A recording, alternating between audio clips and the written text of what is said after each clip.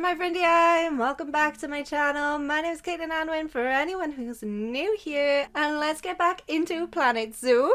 And we are continuing building in our underwater zoo, and this is going to be a giant otter habitat. And I looked into giant otters, and they usually live in tropical rainforests and in rivers.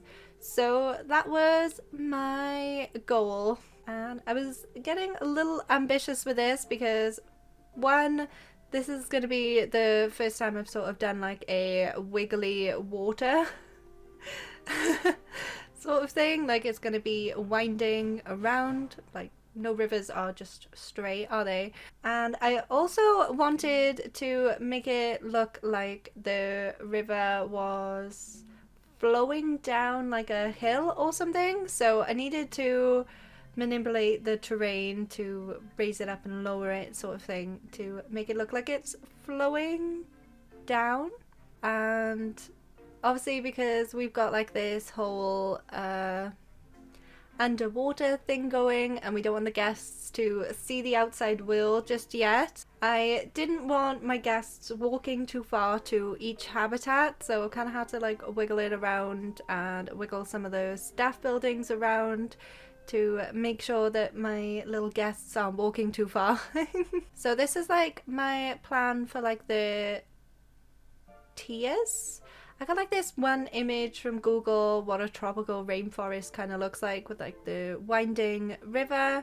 I wanted the giant otters to feel like they were living in the wild more than anything. I didn't want this to be like a zoo-like habitat like I've done for like the penguins, with a slight bit of like not realism, because I'm going to end up putting an underwater tunnel in this for the guests, which is not quite realistic. I don't think this could actually happen in real life the way that I do it. So because I wanted this to look like it was flowing down the hill, my first plan was just to try and add some water in, and that did not work because it would only, the water would only fill up to like the lowest terrain level. It wouldn't fill up all the way to this like top level here. This took me so long to figure out, so I needed to make like these thin walls to block off the water for each level to be able to do the water at different levels for this river waterfall effect I was planning on doing. This habitat took me so long that I'm going to have to split it into 2 different videos. So for this one, it's going to be like the outside world, above ground, this tropical rainforest, and then next week we're going to see what I did for the underwater part of it. I kind of do realize that the guests won't even see this part of the zoo, but this is just for me and you, really. I want it to look nice, like this is whole part of the build, and I want it to be nice for the giant otters. I really do love the otters from the aquatic park. These are one of my favorites, and I've been really looking forward to making a habitat for them. It was one of my first ideas for this zoo, is a habitat for the giant otters. I absolutely love them. I think they're just absolutely adorable. So I've been really looking forward to doing this habitat. This habitat took me 4.5 hours to build, just the habitat, and it doesn't even really feel like it's super finished, but I had to stop because I ran out of time to build, basically. But I only really ran out of time because I had to send my PC off for some like checks and some upgrades. We got some upgrades, which ideally they were to be able to play The Sims again. If you've watched like previous builds, I've been complaining the past couple of weeks that I've not been able to run The Sims on my PC. But I was having a look at the requirements for Planet Zoo as well, and it's not required, but it's recommended to have more RAM than I originally had. So So I've upgraded my PC a little bit to be able to play Planet Zoo 2, which I'm absolutely loving. So yeah, so we can do some more intricate builds like this now because I've upgraded my PC a bit more. I've got a couple of different ideas for finishing off this zoo. We are more than halfway now, I think. Now we have these otters in. We've got 3 out of the 4 habitat animals. And we need to add in the exhibit animal too. So this is when I get in with all of the special water effects, because I had like this sort of idea of the water flowing down the habitat, like to make it look like this is a flowing river.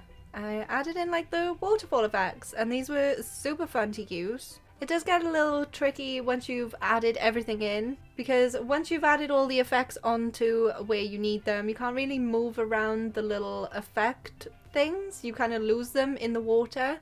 But I use the selection tool, like the select all tool in the bottom right corner, to just find where they were. And I think adding in these mossy rocks really hide it all together. I wanted this to be a very green habitat. I'm trying to mix it up for the different habitats to have different sort of themes. So the penguins had like an icy theme, the seals have a beachy theme, and now the otters are going to get like a tropical theme, which we've not seen green yet, but I wanted to add in these dynamic mossy rocks. These ones are really cool for this top part because the moss always goes to the top of the rock, no matter which angle you place it. How cool is that?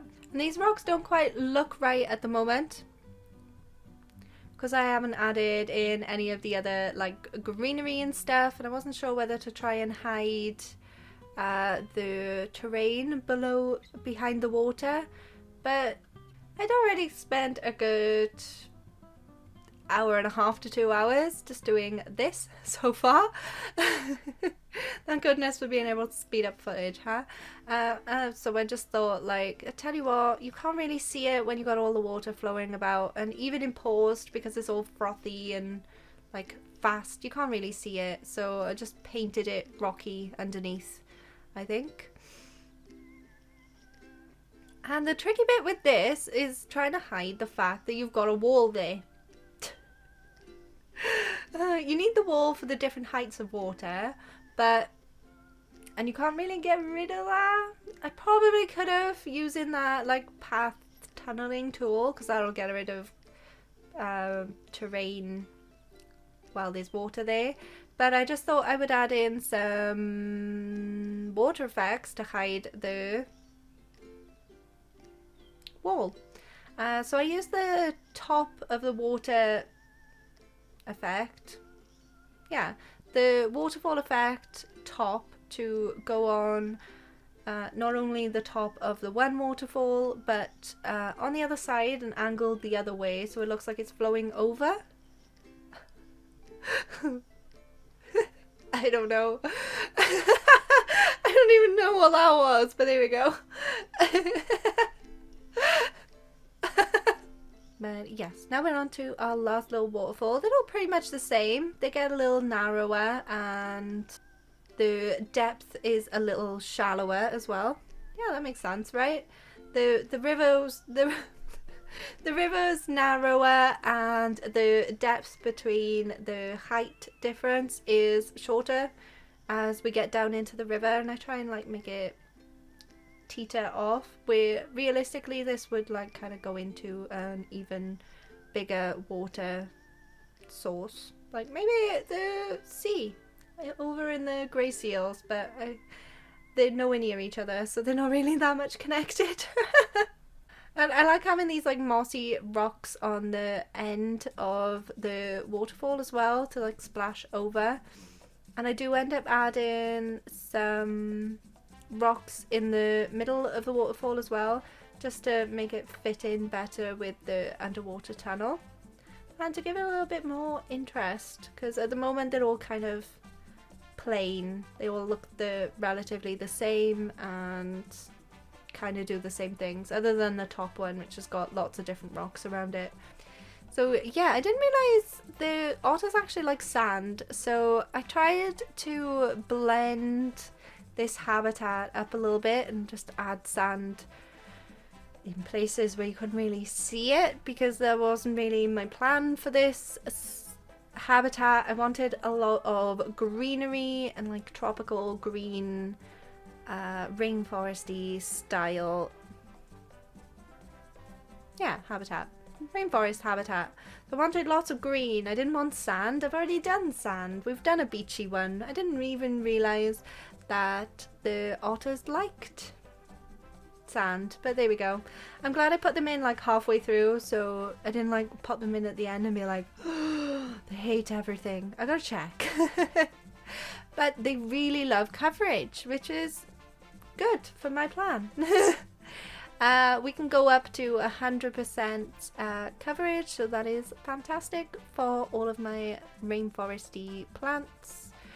I kept it to just South Central America and tropical biome, because I wanted to add in all of my South American plants from the South America pack. I really loved the strangler fig trees. I thought they were gorgeous. I love the little twisty details in them, and I kind of like how they curve over some of the rocks. And I just picked lots of different trees. In a rainforest, we're not going to get exactly the same tree over and over again, so I wanted a nice little mix of different colours and textures, just to feel like it was a nice deep forest. So kind of raising and lowering some different trees around to really block off the view of the rest of the zoo. Just give it some variation and detail to really make this feel like you're in a rainforest. And then like, because they wanted some sand, I've made it like a beachy part right at the bottom. So you go from the forest and you go down the hill into this more beachy, sandy part where the otters can like chill out in their little shelter and have a little sleep, and then climb back up this little mountain through the forest into the water. And the feeding station's right in that deepest back part, so they've got to travel around this habitat. I didn't want them just stuck in one area. This is an absolutely huge habitat. Way too big for these otters, but you know, that's what Sandbox is for, isn't it? I'm having a bit of a fun. And yeah, lowering some of these plants into the ground to make it like longer grass and bushes. Definitely a nice way to thicken some of the parts of the forest up and kind of block off some of the view of the barriers. Definitely not my idea though. I've been watching Best in Slots and trying to learn how to build habitats in Planet Zoo. I haven't really ever made any realistic looking habitats or really cared about how much what they kind of looked like when I was playing in career mode, but I've really enjoyed getting creative with different things, and I just wanted a few different tips because I really didn't know how to build. So yeah, this is a nice little beachy area. I've added some like palm trees down in the little beachy area there. I still didn't want it to be too like plain at the bottom. This is like their kind of bed area and chill area, but it needs like some enrichment items and some like extra interesting parts. But I kind of wanted it to start off in that top area to be really thick and dense with trees, and then slowly dry up. Yeah, that works, right? So it's wet and all of the plants are growing quite nicely up in that thick waterfall area at the top. and then it dries out at the bottom and only like a few different trees and stuff, and the water kind of dries up. And yeah, they got all their enrichment items at the bottom here as well, so they've got like a reason to come down here. And yeah, so I'm gonna leave it off there because this video is going to be ridiculously long otherwise, unfortunately. And I'm going to split up the otters because it took me so long to do. I thought it'd be nice to show off like the top part because this looks really nice, but I've really tried something different with the underwater part too. So next week we're going to have like the guest area. So the top is all for about the animals and the guests get the underwater part. And yeah, this took me just as long to do, the underwater part did, so that's why I've had to split the video up, because actually I think it took me longer to do the underwater part. It's completely different to the other two underwater tunnel areas that I've built so far, so yeah, definitely check that out next week. So if you haven't already and you would like to, hit subscribe and hit the bell to be notified whenever I upload a new video. So next week when I upload the second part of this, I nearly said seal, and the second part of this otter habitat. And happy Valentine's Day for tomorrow. I hope you have a lovely day and I will see you next time. Goodbye.